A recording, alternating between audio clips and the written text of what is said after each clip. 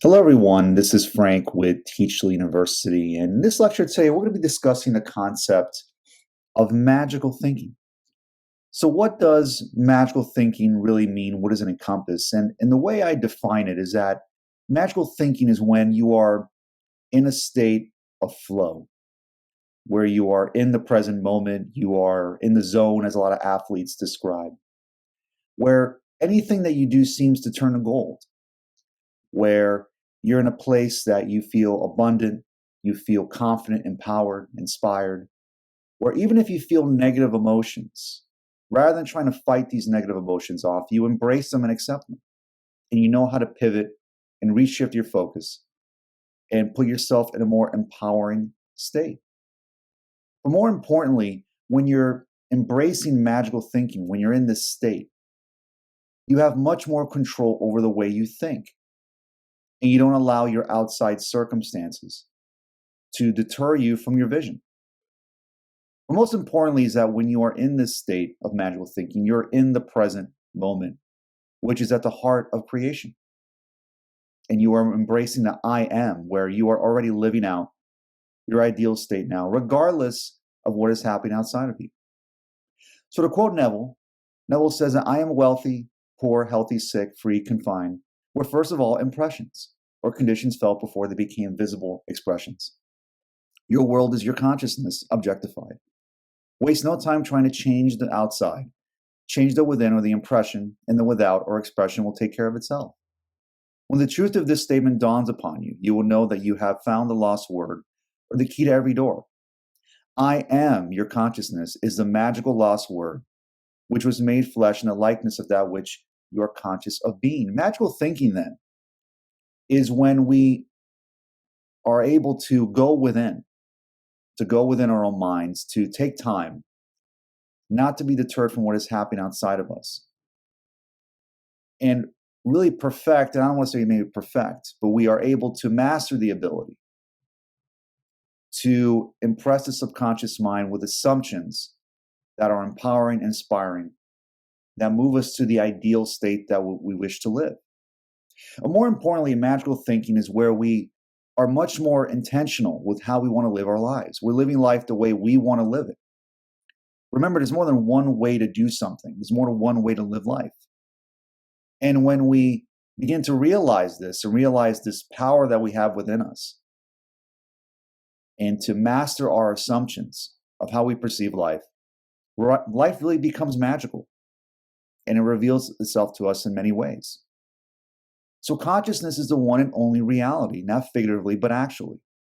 This reality may, for the sake of clarity, be likened unto a stream which is divided into two parts, the conscious and the subconscious. In order to intelligently operate the law of consciousness, it is necessary to understand the relationship between the conscious and the subconscious. The conscious is personal and selective. The subconscious is impersonal and non-selective. The conscious is the realm of effect. The subconscious is the realm of cause. These two aspects are the male and female divisions of consciousness. The conscious is male, the subconscious is female. The conscious generates ideas and impresses these ideas on the subconscious. The subconscious receives ideas and gives form and expression to them. By this first law, conceiving an idea and then impressing the idea conceived on the subconscious, all things evolve out of consciousness. To quote Earl Nightingale, we become what we think about. And the thoughts that we consciously entertain on a moment-by-moment basis, or what we become emotionally attached to, can determine our reality. And it's important to remember that the subconscious does not know what is real or imagined. So through the use of our imagination, if we imagine worst-case scenarios, bad situations, relive the memories or bad experiences of the past, then the subconscious has to express itself in some way. And that expression thus creates our personal reality. So it makes sense then that through magical thinking, we control the assumptions or the suggestions and visualizations that we entertain on a daily basis. And through the power of awareness and becoming much more intentional with how we want to live, we entertain new assumptions, new ideas, new visions of how we want to live. And we do this in a relaxed state. What hurts a lot of meditative practices is when we visualize, maybe we're meditating and we say affirmations, say like, I am wealthy, I am healthy, so on and so forth. Those are some general examples. We can be very specific with our affirmations. But when we affirm what we want, we sense doubt, indecision, and fear. And what hurts the meditative process is that when we experience this, is that we try to consciously force the outcome. So we stay busy, we take action, we try to stay busy hoping something will happen. But chances are, more often than not, nothing happens because we're operating in a state of lack and we're trying to force an outcome and not acting out on our instincts. So it makes sense then that when we are in this state with impressing the subconscious mind, we're in a relaxed state where we affirm or assume or suggest a particular ideal state. And we're not trying to force the outcome. And if we experience a negative emotion, that is okay. Accept the emotion for what it is and move on.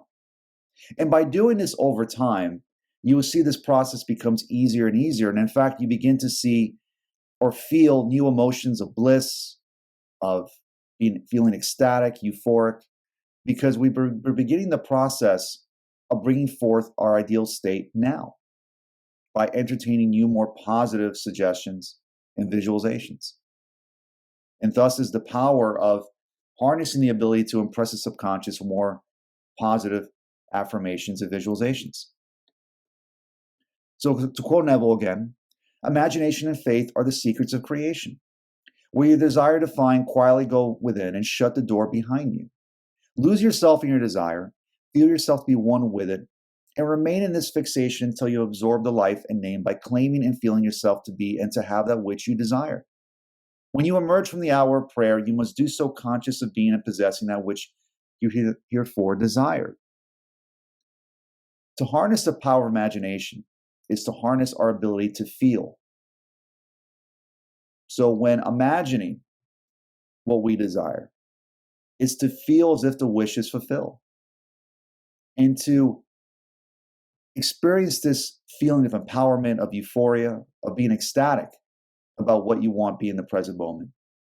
As I said, when we put ourselves in a relaxed state and begin to suggest these desires, in doing this enough times and without force, being relaxed and being in the present moment, our emotions and feelings begin to change as if that what we want is already here now.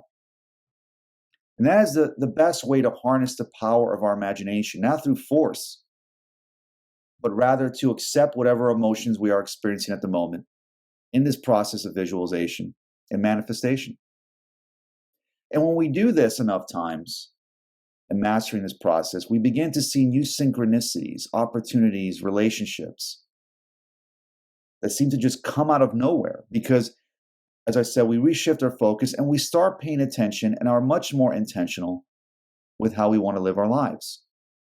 When we live our lives with intention and desire and move in the direction of where we want to go, life will reveal itself to us. And then things begin to happen because we're in this flow state. We're not trying to force things. I want to stress that again. We're not trying to force an outcome. We're living and being in the present moment now.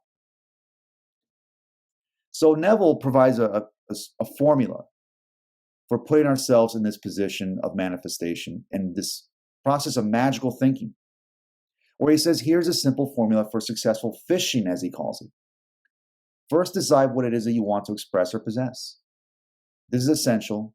You must definitely know what you want of life before you can fish for it. After your decision is made, turn from the world of sense, remove your attention from the problem, and place it on just being by repeating quietly, but with the feeling, I am. As your attention is removed from the world around you, about you, and placed upon the I am, so that you are lost in the feeling of simply being, you will find yourself slipping the anchor that tied you to the shallows of your problem, and effortlessly you will find yourself moving out into the deep. Notice how he says, you will find yourself slipping the anchor that tied you to the shallows of your problem. This is when you put yourself in a relaxed state and assume the wish fulfilled and accept whatever emotions you're feeling at the moment. There's no such thing as positive or negative emotions. It's simply the body giving you feedback. So if you do say, for the purposes of this lecture, experience a negative emotion when doing this process of meditation. Accept it for what it is. And when you accept it and listen to it, it loses its power. And you begin to then see what is the underlying reason behind this feeling. And you can address it and heal yourself. So negative emotions can be just as important as positive ones because of the feedback it provides us and how through this process of visualization and magical thinking, we can shed these layers of self-limiting beliefs that have been holding us back for so long. And we unblock this energy that we've had that's been buried deep within us for a very long time.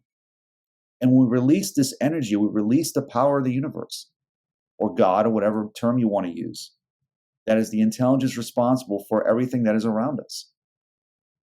And in doing so, that's when the magic really happens, where all of a sudden, all the desires and things that you've wanted, life begins to move itself in a way where it brings these things to you, or that the action that you take is congruent with your intentions and your instincts. So to quote David J. Schwartz from this book, The Magic of Thinking Big, which I highly recommend, he says the point is this: big thinkers are specialists in creating positive, forward-looking, optimistic pictures in their minds, in the minds of others. To think big, we must use words and phrases that produce big, positive mental images. So in magical thinking, we want to obviously, as Schwartz says, to think big, to think new horizons, to think the biggest goals possible, and to not be afraid of pursuing big goals. Because we begin to see that we have this power to bring forth what we desire. Big goals don't really seem as big anymore compared to the power of our higher self in the universe. So it's thinking big, it's imagining a world or life that is so amazing, your prior self would not even thought it was possible. So it's being unafraid of thinking big. Perhaps it's to make a certain amount of money beyond anything you've ever imagined, having certain relationships, having new experiences, whatever it is that you want. And when it comes to goal setting, there's a lot of ways you can do this. You can think of one big goal and focus on it. Or you could think of a number of different goals that all are aligned with your higher self and what it is, how you want to live your life. So there's a lot of ways you can do this. So don't feel like there's only just one way. But the end result, I believe, is that we want to feel ecstatic, as Neville says. Feel ecstatic that everything that you want is already here now, that you've accomplished it. And when we do that, then we embrace the mindset that all of our goals are possible. And they all are connected into one overarching goal, which is to live our authentic self and to live our best life right now, regardless of what is happening outside of us in our circumstances. Because our circumstances may not produce any evidence to suggest that what we want is possible. So it's important then that we, especially through meditation, we disconnect for a period of time what we're experiencing from our circumstances and go within and allow the mind to heal itself and to focus and envision and move towards a more empowering future. So again, to quote David Schwartz, he says that believe big. The size of your success is determined by the size of your belief. Think little goals and expect little achievements. Think big goals and win big success. Remember this too. Big ideas and big plans are often easier, certainly no more difficult than small ideas and small plans. This is very true. It takes no more energy to achieve big goals than to achieve small ones. I think what hurts a lot of people in this process, they think that to achieve big goals, you have to work even harder or put more strain or effort. And that's not necessarily the case. Obviously, there is action necessary.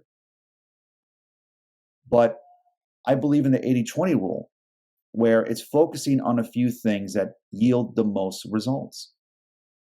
It's being efficient with your time, not trying to stay busy for the sake of it, but focus on a few things that will bring you ever closer to this ideal state or to a specific desire.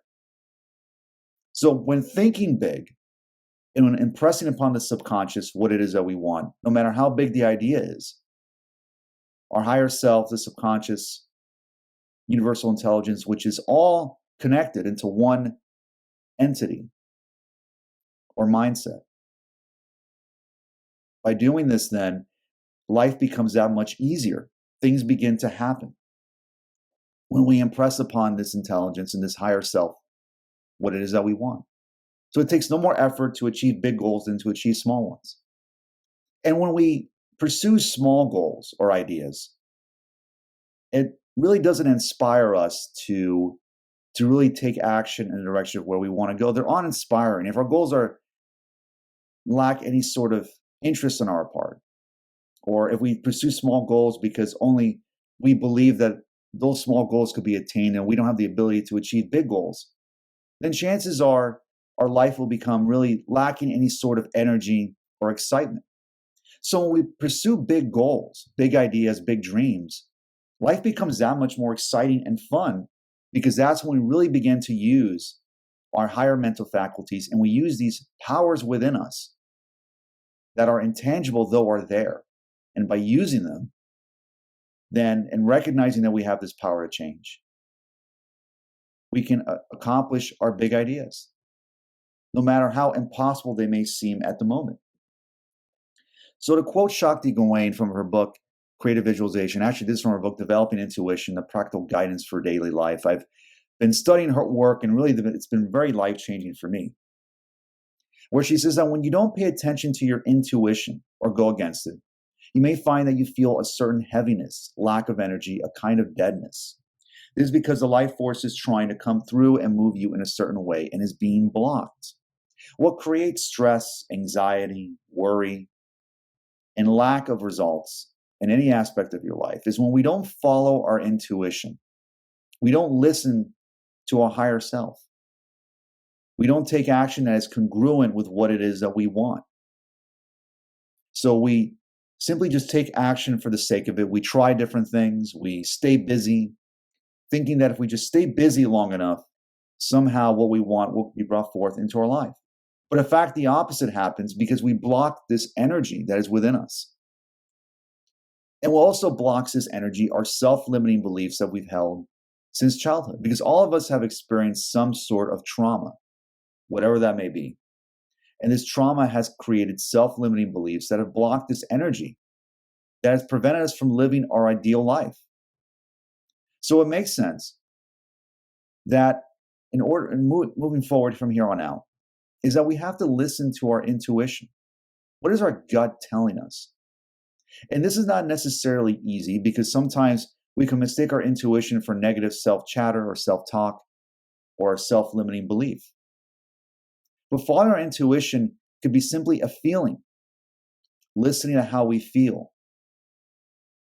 or asking ourselves specific questions as to how to deal with a particular situation. And you'll be surprised that eventually we will come up with the answer. Maybe not exactly in our time frame, but it will happen. So by listening to our intuition, then, sometimes that means not taking any sort of action at all. Doing nothing is probably one of the hardest things that people struggle with. And I've struggled with this for a long time, because I've always felt like I had to stay busy all the time in order to achieve something. But what I found is that by letting go and not staying busy all the time, but rather listening and letting life reveal itself, then the solution to a particular problem seems to emerge without much effort. All of a sudden, things begin to happen because you're no longer trying to strain. You walk in faith, whereby walking in faith, no longer are you trying to force outcomes, because you're already living in the ideal now. You are unblocking this energy that by working with this energy, anything you touches turns to gold. And then life becomes truly magical in many ways. So Shakti Gawain says, the practice of engaging in affirmations allows us to begin replacing some of our stale, worn out, or negative mind chatter with more positive ideas and concepts. So in magical thinking, by embracing new affirmations and this new way of thinking, you can alleviate negative ideas or self-limiting beliefs that you may have had for months or even years.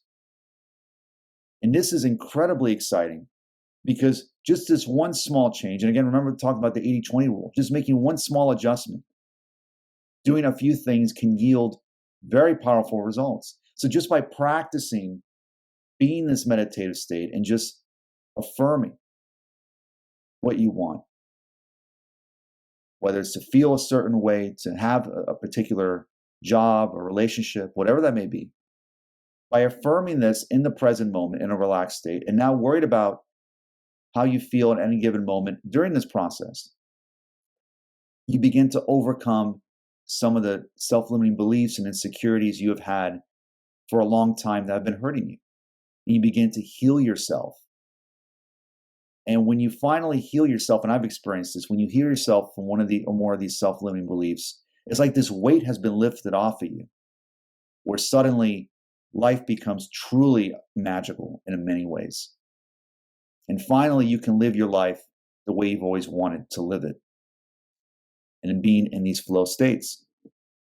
So to conclude, once again, to quote Shakti Gawain, she says that instead of figuring out what I wanted, setting goals, and trying to control what happened to me, I began to practice tuning in receptively to my intuition and acting on what it told me without always understanding why I was doing what I was doing. It was a feeling of letting go, of control, surrendering, allowing the higher power to be in charge.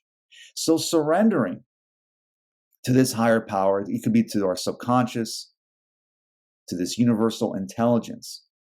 When we stop trying to force an outcome and realize then that there's always so much that we can do as a human being, and that there are forces beyond our understanding, that if we use these forces and impress upon these forces what we want and merge with them consciously and become aware of them and communicate with it,